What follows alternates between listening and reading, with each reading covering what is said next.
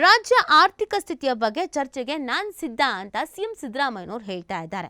ಶ್ವೇತಪತ್ರವನ್ನು ಹೊರಡಿಸೋದಕ್ಕೆ ಆಗ್ರಹಿಸಿದ್ರು BYV. Election ಅಖಾಡದಲ್ಲೇ ಚರ್ಚಿಸ್ತೀನಿ ಅಂತ ಇದಕ್ಕೆ CM counter ಕೂಡ ಕೊಟ್ಟಿದ್ದಾರೆ. ಏನೇನಾಯಿತು, ಯಾಕೆ ಸಿಎಂ ಈ ಥರ ಹೇಳಿದ್ದಾರೆ ನೋಡೋಣ ಬನ್ನಿ. ರಾಜ್ಯ ಸರ್ಕಾರದ ಆರ್ಥಿಕ ಸ್ಥಿತಿ ಬಗ್ಗೆ ಶ್ವೇತಪತ್ರ ಹೊರಡಿಸಬೇಕು ಅಂತ ಬಿಜೆಪಿ ರಾಜ್ಯಾಧ್ಯಕ್ಷ BY ವಿಜಯೇಂದ್ರ ಒತ್ತಾಯಿಸಿರುವುದು ಆರ್ಥಿಕ ಕ್ಷೇತ್ರದ ಬಗೆಗಿನ ಅವರ ಅಜ್ಞಾನ, ಆಡಳಿತದ ಅನುಭವದ ಕೊರತೆ, ರಾಜಕೀಯ ಹತಾಶೆ ತೋರಿಸ್ತಾ ಇದೆ. ಈ ಬಗ್ಗೆ ಬಹಿರಂಗ ಚರ್ಚೆಗೆ ನಾನು ಸಿದ್ಧನಿದ್ದೇನೆ ಅಂತ ಮುಖ್ಯಮಂತ್ರಿ ಸಿದ್ದರಾಮಯ್ಯನವರು ಸವಾಲನ್ನ ಹಾಕಿದ್ದಾರೆ. ಕಳೆದ ತಿಂಗಳಷ್ಟೇ ಈ ಆರ್ಥಿಕ ವರ್ಷದ ಆಯವ್ಯಯ ಪತ್ರವನ್ನ ನಾನೇ ಮಂಡಿಸಿದ್ದೀನಿ ಅಂತ ಸಿಎಂ ಹೇಳ್ತಾ ಇದ್ದಾರೆ. ಅದು ಅಂಕಿ ಅಂಶಗಳ ಕಾಗದದ ಕಂತೆ ಅಲ್ಲ, ರಾಜ್ಯದ 7 ಕೋಟಿ ಕನ್ನಡಿಗರಿಗೆ ಒಪ್ಪಿಸಿರುವಂತಹ ಪ್ರಾಮಾಣಿಕ ಲೆಕ್ಕಪತ್ರ.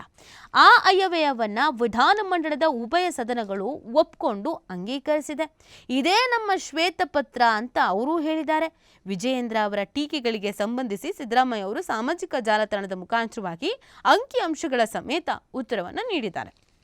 ಅನುಮಾನವಿದ್ರೆ ವಿವರಣೆಗೆ ನಾನು ರೆಡಿ ಇದ್ದೀನಿ, ನಿಮಗೇನೇನು ಡೌಟ್ಸ್ ಇದೆಯೋ ಹೇಳಿ, ಅದಕ್ಕೆಲ್ಲದಕ್ಕೂ ನಾನು ಉತ್ತರ ಕೊಡೋಕೆ ರೆಡಿ ಇದ್ದೀನಿ ಅಂತ ಸಿಎಂ ಇದೇ ಸಂದರ್ಭದಲ್ಲಿ ಹೇಳಿರೋದು. ವಿಧಾನಮಂಡಲದ ಉಭಯ ಸದನಗಳಲ್ಲಿ ಕೂಲಂಕುಷವಾಗಿ ಚರ್ಚೆ ನಡೆದಿದೆ. ವಿಜಯೇಂದ್ರ ಅವರ ಪಕ್ಷದವರು ಸೇರಿ 21 ಜನ ವಿರೋಧ ಪಕ್ಷದ ಸದಸ್ಯರು ಮಾತನಾಡಿ ಎತ್ತಿದ ಪ್ರಶ್ನೆಗೆ ಸೂಕ್ತ ಉತ್ತರ ನೀಡಿದ್ದೇವೆ. ಇದರ ಬಗ್ಗೆ ಇನ್ನೂ ನಿಮಗೆ ಅನುಮಾನಗಳಿದ್ರೆ ವಿವರಣೆ ಕೊಡೋದಕ್ಕೆ ನಾನು ಸಿದ್ಧನಿದ್ದೇನೆ. ಉಪಚುನಾವಣೆ ಅಖಾಡದಲ್ಲಿಯೇ ನಿಮ್ಮ ಜೊತೆ ಬಹಿರಂಗ ಚರ್ಚೆಗೂ ನಾನು ಸಿದ್ಧ. ದಯವಿಟ್ಟು ಕೇವಲ ರಾಜಕೀಯ ಮಾತನಾಡಬೇಕೆಂಬ ಬಾಯಿ ಚಪಲಕ್ಕಾಗಿ ಆಯವ್ಯಯ ಪತ್ರದ ಪಾವಿತ್ರ್ಯತೆಯನ್ನು ಹಾಳು ಮಾಡೋದಕ್ಕೆ ಹೋಗಬೇಡಿ ಅಂತ ಇದೇ ಸಂದರ್ಭದಲ್ಲಿ ಕಿಡಿಕಾರಿದ್ದಾರೆ. ರಾಜ್ಯ ದಿವಾಳಿ ಸ್ಥಿತಿಯಲ್ಲಿದೆ ಎಂಬ ಆರೋಪದ ಹಿಂದೆ ನಮ್ಮ ಸರ್ಕಾರವನ್ನು ರಾಜಕೀಯವಾಗಿ ಎದುರಿಸಲಾಗದ ಬಿಜೆಪಿ ನಾಯಕರ ಅಸಹಾಯಕತೆ, ಹತಾಶೆ, ಅಸೂಯೆ ಇದೆ. ಯಾವ ಇಲಾಖೆಯೂ ನೌಕರರಿಗೆ ಸಂಬಳ ನೀಡಲಾಗದ ದಿವಾಳಿ ಸ್ಥಿತಿಯಲ್ಲಿ ಇಲ್ಲ. ನಮ್ಮ ಸರ್ಕಾರ ಆರ್ಥಿಕವಾಗಿ ಮಾತ್ರವಲ್ಲ, ರಾಜಕೀಯವಾಗಿಯೂ ಸುಭದ್ರವಾಗಿದೆ. ರಾಜ್ಯದ ಜನತೆ ನೆಮ್ಮದಿಯಿಂದ ಇದ್ದಾರೆ ಅಂತ ಮುಖ್ಯಮಂತ್ರಿಗಳು ಇದೇ ಸಂದರ್ಭದಲ್ಲಿ ತಿಳಿಸಿದ್ದಾರೆ.